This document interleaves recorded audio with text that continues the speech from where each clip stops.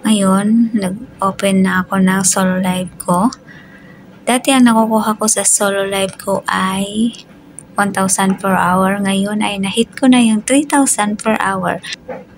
Bali, may nakukuha ako 6,000 per hour plus yung CS ko na 1,600. O bali, 7,600 yung nakukuha ko sa aking solo live. Ang tinatarget ko naman ngayon ay yung punta tayo sa reward. Ayan. Reward. Nasa taas tuloy sila, tita. Nalaglag. Sorry po. Siguro tulog na sila. Ayan yung tinatarget ko. Ayan po. Ngayon nakakaano na ako. 9 by 60. Kakaumpisa ko pa lang kasi. Kailangan mabuo mo yan. 2 oras na yan. Para may 6,000 ka.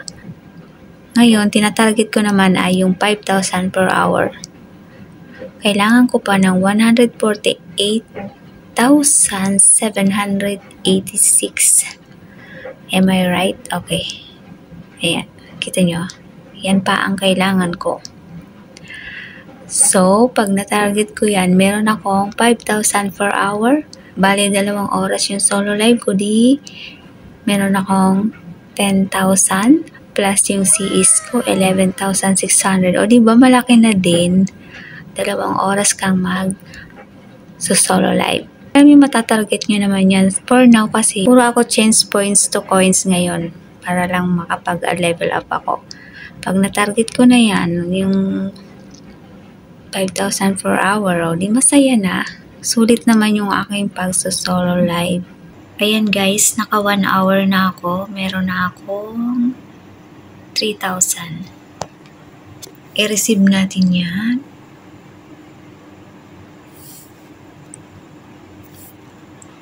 Confirm. Waiting pa ako sa isang 1 hour. Another 3,000 yan. O diba? Tiyagaan lang po yung pagpupupo. Kung may tiyaga, may nilaga.